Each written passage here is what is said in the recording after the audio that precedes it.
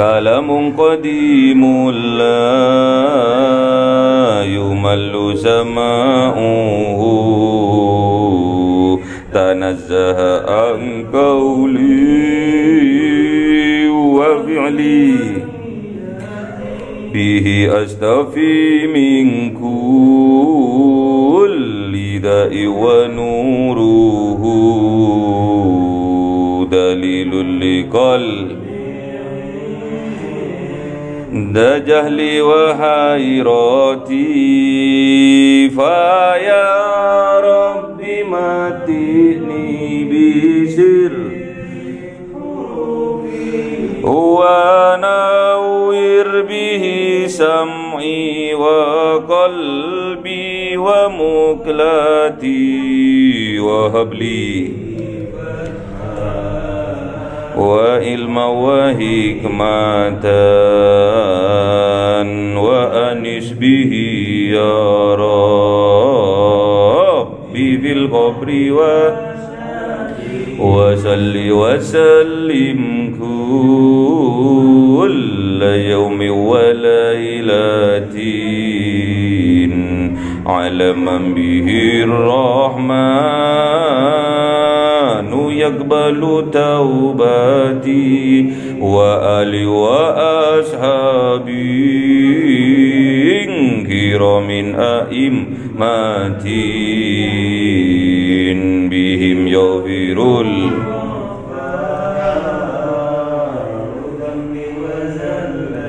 أعوذ بالله من الشيطان الرجيم بسم الله الرحمن الرحيم أيوة بسم الله الرحمن الرحيم يا أيها الذين آمنوا ما أنزل الله لك تبتغي مرضة الله والله غفور رحيم قد فرض الله لكم ليلة أيمانكم والله مولاكم وهو العليم الحكيم وإذا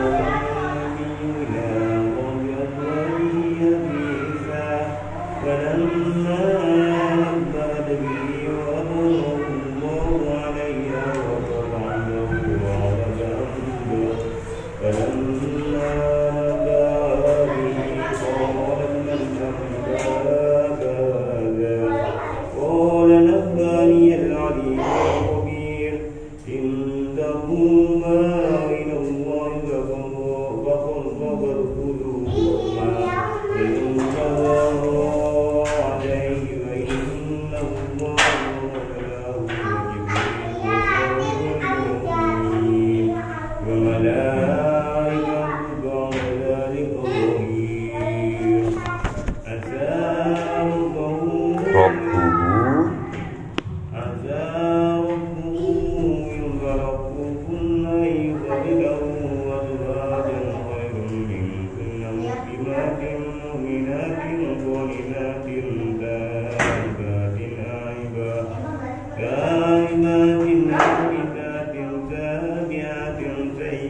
سيبة وبكارا يا أيها الذين آمنوا قوا أنفسكم وأهليكم نارا وقودها الناس والحجارة عليها ملائكة غلاظ شداد لا يعرفون الله ويفعلون ما يؤمرون يا أيها الذين آمنوا لا تعملوا اليوم إنما تجزون ما كنتم صدق الله العظيم يا أيها النبي wahai Nabi, ya Kanjeng Nabiuna Muhammad, lima tuharrimu ma ahallallahu lak, kenapa engkau mengharamkan barang yang telah dihalalkan oleh Allah kepada engkau? Tabtagi mardata azwajik, demi untuk mendapatkan ridho dari istri-istrimu. untuk menyenangkan istri-istrimu, kenapa engkau mengharamkan apa yang dihalalkan oleh Allah kepada dirimu? Wallahu ghafurur rahim, dan Allah Maha Pengampun lagi Maha Penyayang.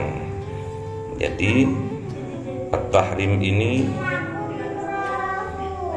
menerangkan tentang sesuatu yang diharamkan, bukan hukum dari Allah yang diharamkan, mengharamkan atas sesuatu, namun Kanjeng Nabi yang mengharamkan untuknya demi sesuatu hal. Contohnya, ini cerita tatkala istri-istri Nabi Aisyah, Habsah, dan Zainab. Jadi Habsah ini dan Aisyah suatu saat pergi melihat bilik atau kamar dari istrinya Nabi yang lain, yaitu Zainab. Zainab ini janda cantik yang dinikahi oleh Kanjeng Nabi Muhammad. Terus di dalam kamarnya Zainab ini, mereka berdua, Hafsah dan Aisyah, menemukan anggur dan madu. Terus cemburu mereka. Mereka berdua cemburu. Oh, seperti ini pelayanannya Zainab kepada Rasulullah, kepada Kanjeng Nabi Muhammad sallallahu alaihi wasallam. Akhirnya cemburu. Disampaikan kepada Kanjeng Nabi, ya Nabi, aku di bilik Zainab tadi mendapatkan anggur dan madu. Terus Kanjeng Nabi bilang, kenapa? Ya, tidak sama dengan kita-kita, tidak sama pelayanannya dengan kami. Kami cemburu. Dikira Kanjeng Nabi memberi lebih terhadap Zainab. Kemudian Rasulullah berkata, aku haramkan diriku untuk memakan anggur dan meminum madu. Jadi haramnya bukan karena dari Allah, bukan. Kanjeng Nabi sendiri yang mengharamkan kepada dirinya sendiri untuk agar supaya istrinya yang cemburu tadi senang dan ridho kepadanya. Jadi zamannya Kanjeng Nabi, istri-istrinya juga cemburu. Jadi untuk menghilangkan kecemburuannya itu,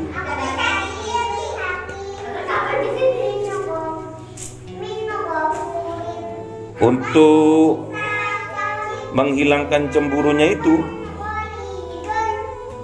Kanjeng Nabi mengharamkan dirinya untuk memakan anggur dan juga meminum madu, seperti itu. Jadi ditegur sama Allah, ya ayyuhan nabiyyu, hei Kanjeng Nabi Muhammad, lima tuharrimu ma ahallallahu lak, kenapa engkau mengharamkan apa yang Allah halalkan bagimu, demi untuk mencari ridho dari istri-istrimu yang lain. Wallahu ghafurur rahim, dan Allah itu Maha Pengampun lagi Maha Penyayang. Sama seperti kita, tatkala di antara kita ada yang kena diabetes, ada yang kena kencing manis misalkan, terus dirinya mengharamkan untuk memakan gula, untuk meminum yang manis-manis, seperti itu yang Kanjeng Nabi Muhammad lakukan. Qad faradallahu lakum, sungguh-sungguh mewajibkan siapa Allah, lakum bagi kalian, tahillata aimanikum, untuk menghapus aimanikum, sumpah-sumpah kalian. Jadi Allah Subhanahu wa ta'ala mewajibkan kepada seseorang yang bersumpah tidak mau mengharamkan yang sudah halal bagi dirinya, dengan cara apa? Dengan cara berpuasa 3 hari berturut-turut. Jadi Kanjeng Nabi lakukan itu. Jadi Kanjeng Nabi, sebelum Kanjeng Nabi itu memakan anggur dan meminum madu lagi, Kanjeng Nabi itu harus berpuasa selama 3 hari berturut-turut. Demikian kita juga seperti itu. Jadi kalau kita mengharamkan atas sesuatu yang telah dihalalkan oleh Allah, kita bersumpah untuk tidak memakannya lagi. Misalkan gula, aku haram, mulai sekarang aku haram memakan gula atau meminum sirup yang manis-manis. Namun tatkala dia sudah sembuh dari penyakitnya, dia berpuasa 3 hari untuk supaya dia bisa memakan apa yang diharamkan dari dirinya. Wallahu maulakum, dan sesungguhnya Allah adalah maula, pelindung bagi kalian. Wa huwal alimul hakim, dan dialah Allah al-alim, yang maha mengetahui, al-hakim, dan maha bijaksana. Maha bijaksana ini perintahnya untuk kebaikan kita dan larangannya untuk kebaikan kita. Wa idh asarran nabiyyu, dan ketika berkata secara sir, berbisik maksudnya, an-nabiyyu, siapa Kanjeng Nabi, ila ba'di azwajihi, kepada sebagian dari istri-istrinya, hadisan, tentang suatu perkara. Falamma nabba'at bihi, maka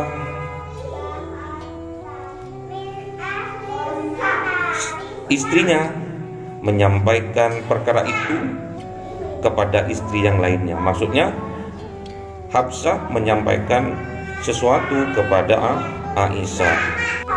Wa azharullahu alaihi arrafa ba'dahu wa a'rada an ba'din.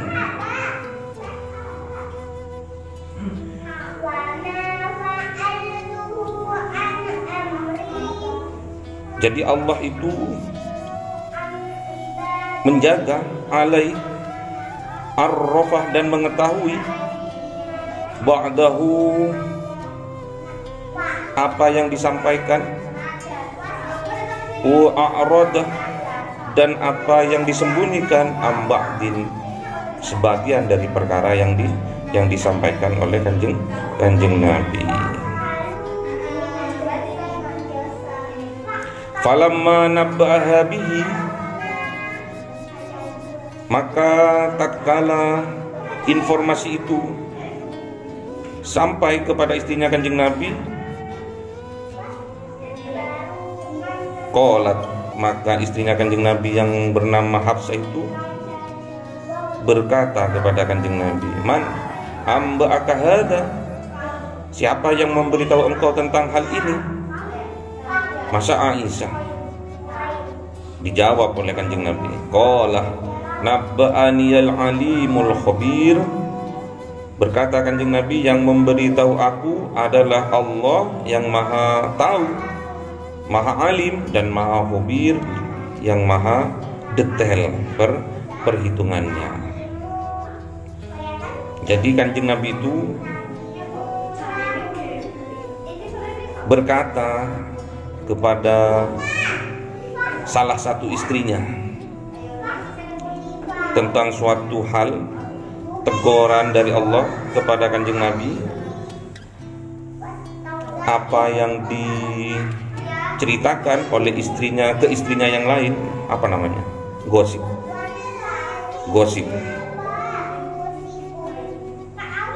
Jadi Allah itu mengetahui apa yang disampaikan oleh mereka, apa yang disembunyikan oleh mereka atas sesuatu hal. Makanya tatkala Kanjeng Nabi itu berbisik kepada istrinya atau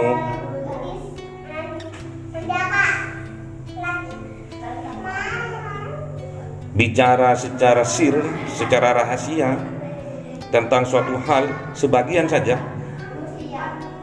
Kaget istrinya itu, loh kok bisa tahu ya? Tahu dari siapa ya? Terus Kanjeng Nabi menjawab bahwa hal itu Allah Kanjeng Nabi tahu, yang memberitahu Kanjeng Nabi adalah Allah yang Maha Alim dan Maha Khabir. Intatuba ilallah, sesungguhnya apabila kalian bertaubat kepada Allah, faqad sagat qulubukumah, maka sungguh-sungguh condong ke arah kebaikan. Qulubukumah, hati kalian berdua. Wa in tadhaharu alaih, maka apabila kalian itu bersekongkol, bekerja sama alaihi, untuk mengecewakan Kanjeng Nabi, untuk menyakiti Kanjeng Nabi, fa innallaha huwa maulahu, maka sesungguhnya Allah adalah pelindungnya Kanjeng Nabi. Wa Jibrilu, dan juga malaikat Jibril yang akan melindungi Kanjeng Nabi. Wa salihul mu'minin, dan orang-orang yang soleh yang beriman juga akan melindungi Kanjeng Nabi. Wal malaikatu ba'da dzalika dhahir, dan juga malaikat, para malaikat yang dekat dengan kita, yang menjadi pendamping kita, itulah yang juga akan menjaga kita. Jadi ada malaikat, namanya malaikatnya adalah malaikat muqarrabin, Jibril, Mikail, Israfil, Munkar, Nakir, Raqib, Atid, Malik, Ridwan. Jadi ini teguran buat istri-istrinya Kanjeng Nabi, bahwa tidak boleh membicarakan istri yang lainnya, mencemburui istri-istri yang lainnya. Yang namanya istri pasti cemburu. Nggak ada istri yang nggak cemburu. Apalagi zaman now, istrinya 4-nya. Pasti di hati istri-istri itu pasti ada rasa cemburu. Ini sudah dicontohkan oleh istri-istrinya Kanjeng Nabi Yuna Muhammad. Dan Kanjeng Nabi juga membuka rahasia kepada istrinya, salah satu istrinya, yang menandakan bahwa itu Kanjeng Nabi tahu semuanya. Namun cuma sama Kanjeng Nabi cuma dibuka sebagian saja, nggak dibuka semua.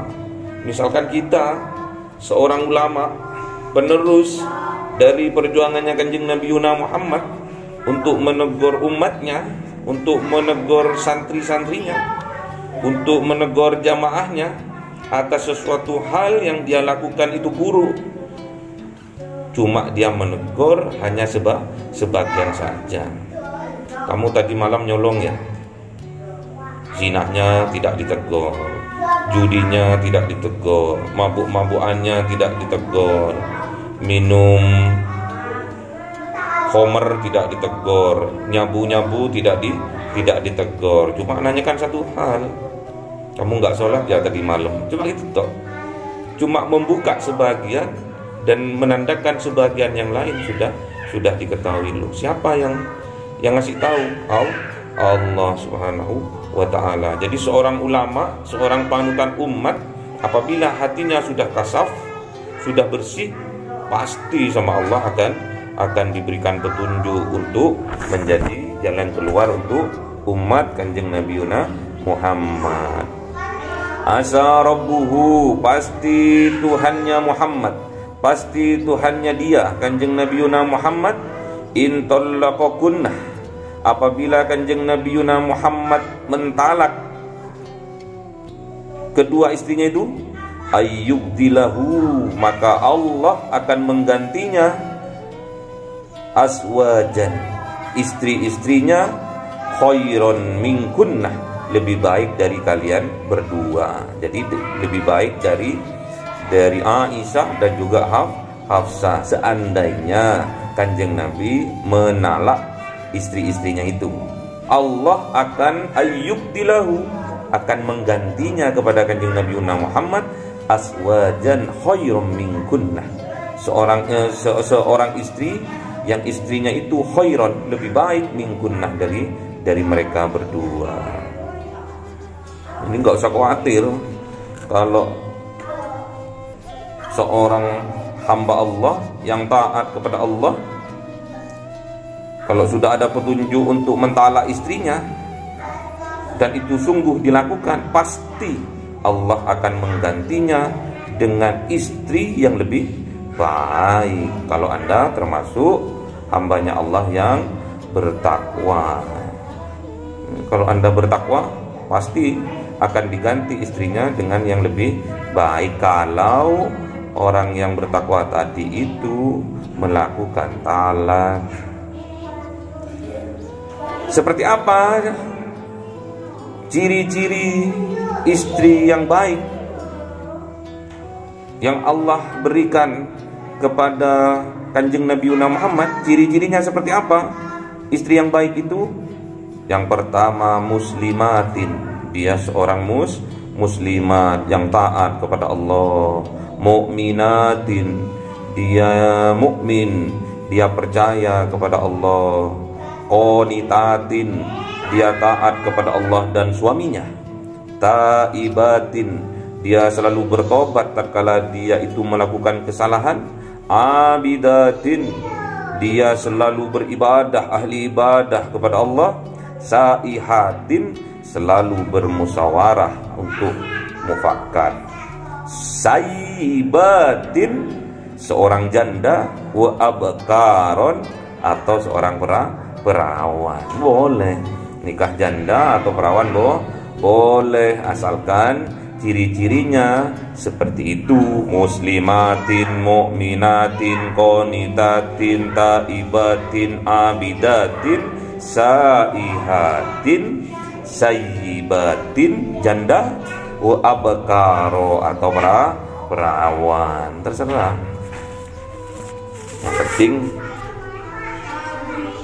memiliki ciri-ciri yang tersebut. Ada 6 ciri: muslimatin, mukminatin, qonitatin, taibatin, abidatin, saihatin. Sayyibat, janda. Wa abkaro, atau perawan. Monggo.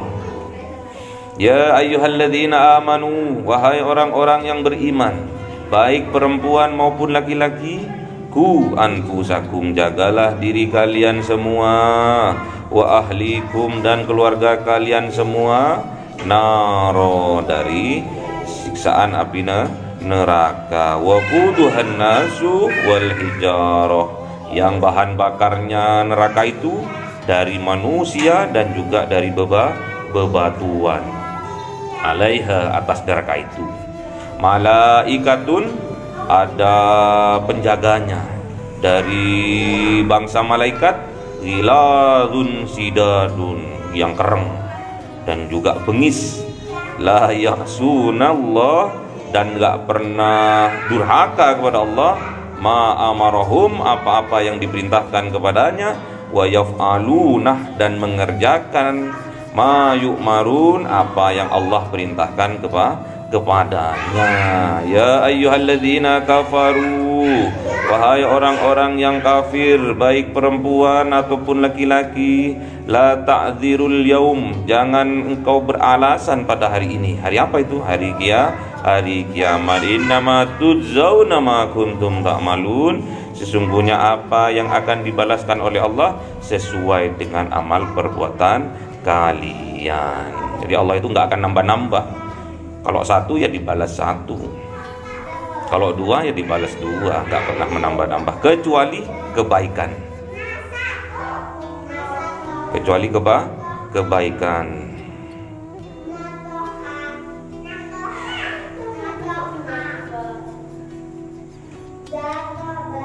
Jadi di sini diterangkan tentang ciri-ciri istri yang baik menurut Allah. Ada 6 ciri-ciri: muslimatin, mukminatin, qanitatin, taibatin, abidatin, saihatin. Ciri-cirinya 6 itu. Baik itu sayyibat, janda, wa abkaro, dan perawan, terserah mau yang mana. Ciri-cirinya seperti itu. Itulah idealnya lah. Idealnya dari seorang istri. Jadi sampean kalau mau memilih seorang istri, ya seperti itu ciri-cirinya. Jangan melewati itu. Itu yang Allah perintahkan kalau mau mencari jodoh, seperti itu. Wanita yang baik menurut Allah.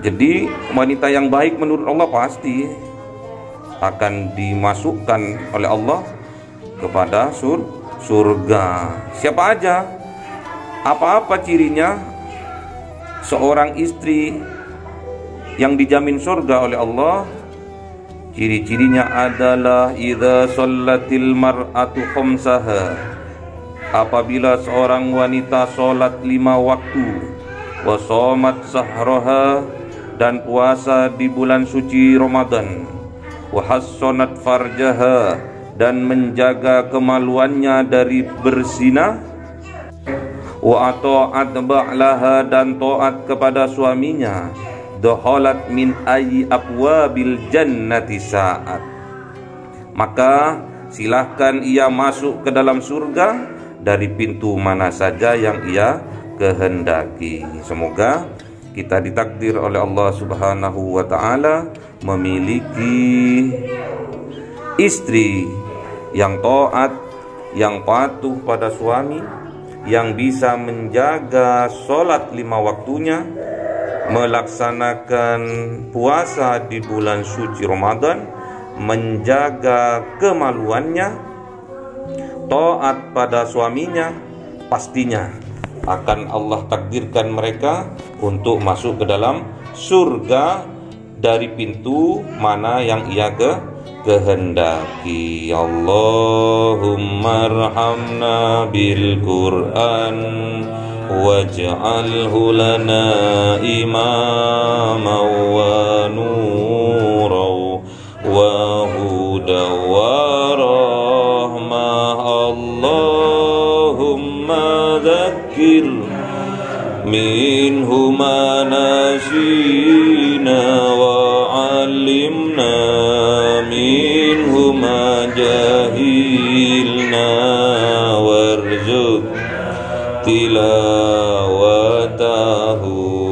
ana al-laili wa atrafan nahar waj'alhu lana hujjatan ya